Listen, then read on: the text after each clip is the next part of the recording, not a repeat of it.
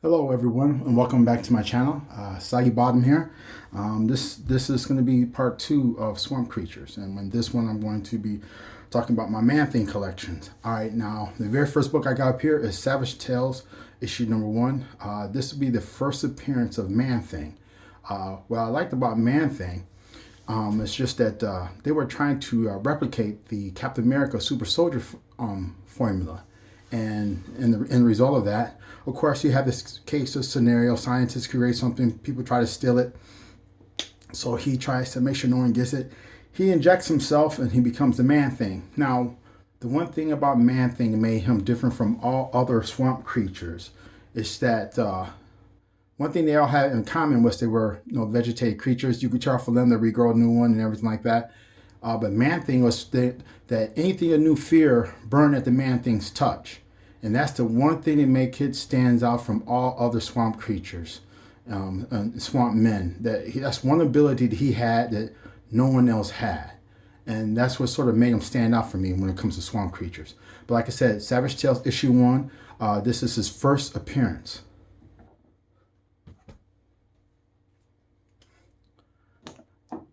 Kazar, however you want to pronounce it, issue number 12. This would be the first appearance of Man-Thing in comic book format. Then there was issue number 13, which would be the second appearance of Man-Thing in comic book format.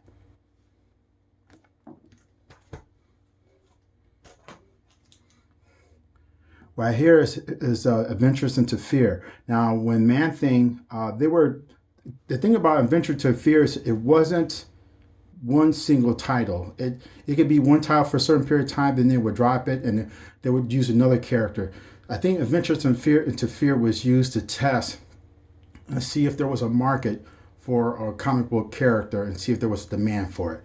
So at this time for issue, at first it was Doctor Strange, but before this was Doctor Strange, but now there's Man-Thing. Now, this is Man-Thing's first solo appearance. So I start with issue number 10. Then I have issue number 11. Yeah, issue number 12. Issue number 13. 14. I really like Man-Thing because, like I said, he really stand out from all the other ones, all the other swamp creatures. And these covers are just absolutely beautiful. I love these covers.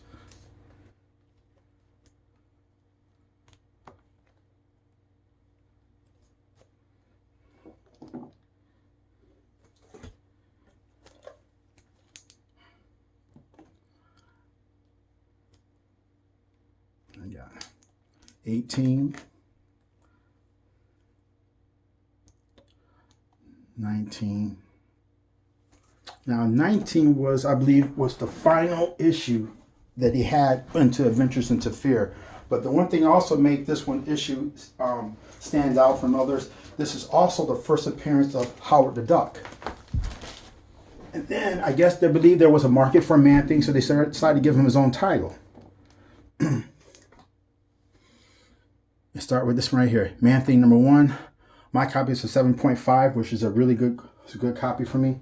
Like, to me, I don't mind mileage my books. So, and I have issue number 2.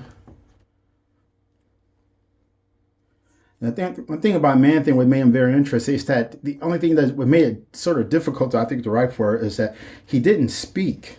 I mean, I don't think they even gave him thought balloons. It was just narrated. So it was like, it was always kind of hard to figure out what he was thinking or saying. Let's see. 4.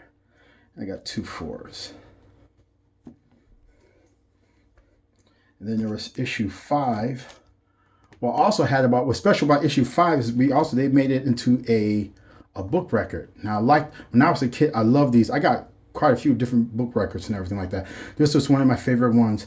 It's like mostly on the Saturdays, on rainy days, I'll be in my room and I would put on these records, and it was just like watching a cartoon itself, just listen to it and looking at the book. I absolutely love these books. Then I have issue number 6. Got issue 7. Actually got 2 copies of that one.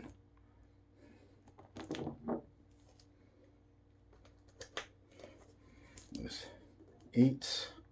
So again, got 2 8s. Some of these books I had copies of before I started getting. I bought a comic book program that allowed me to keep track of what books I have, because when I was younger, it was hard for me to keep track of what I had and what I didn't have, because like I said, I lost a lot of books in a flood. So it's more like sometimes I would wind up buying doubles like that one. I got 2 10s, and I would already have the book. Of course, like I said, back then I didn't keep my books in alphabetical order, so I would wind up buying doubles for a lot of books. So 11. See, I got, like I said, I got 2 of those also too. I guess it shows you how much I really like Man-Thing. Issue 12. Issue 13. Issue 14. 15. I got 17. 18. I got 2 of those. I guess I need the good thing I brought the program, because in fact, I guess it's like usually if I see a book, if it's at a cheap price, I don't care. I usually will buy it again, because in fact, it's like I'll just like the book, and I always try to upgrade my books. So like the thing about when I'm trying to complete runs, I don't really care when the book first come out what grade it's in. I'll just buy the book. You can tell this is a mail order because it was folded in half.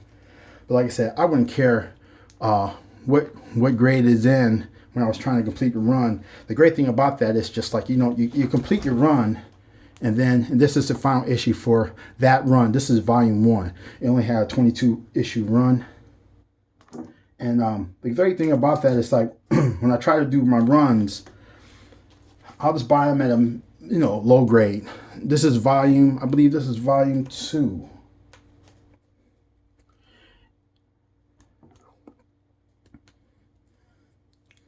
And like I said, then once I have a complete run, I'll go back then and go ahead and upgrade what books I want to. If I see them at a price that's within the range I'm willing to pay and everything like that. So issue 5. And then I just have issue 11. 5 through 11, I have to get those still. But that's a good one I'm doing. And then I have can't forget the giant size. Giant size Man-Thing. Yeah, that's really opened up for wisecracks. They really had to do something about that name. So it's like my wife was even looking at me. So they really named the book like that. Hey, that's the way it was, babe. That's the way it was. Giant size issue number 2. Giant size issue number 3. Giant size issue number 4. This was always my favorite cover when it comes out of all the Man-Things. There's just something about that. Because like I said, that's just the one thing that made him stand in front of. If you knew fear, you would burn at his touch. And I should have bought it. I have in my Spider-Man team up where Man-Thing and Spider-Man fight a creature called Despair. And Despair, when he hits you with his energy, he cause you to have fear and loathing. And of course, if anything knows fear, burns that Man-Thing's touch. So basically, he made Man-Thing almost turn his ability against himself. So let's see that thing. Oh yeah. And I also have this one right here. Now this is the What The. It's a spoof book. But what's funny about that, Man-Thing is in here, and they also had a spoof where Swamp Thing, but he called it Man-Thing and Swamp Thing. So it's just like down there. But it's like, it's probably the only book where you see both creatures are in a book together. So, we all know it's Man-Thing, Swamp Thing. But it's like their first and only crossover. So, well, let me take that wrong. I think Swamp Thing Saga did one where they had everybody in, and I think including the Man-Thing. I had to look into that one. But like I said, that's now that is it for issue or Swamp Creatures number 2 or my Swamp Thing creatures.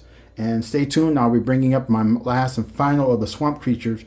Will be my favorite of all, of course, Swamp Thing. So thanks. Leave a comment and catch you later.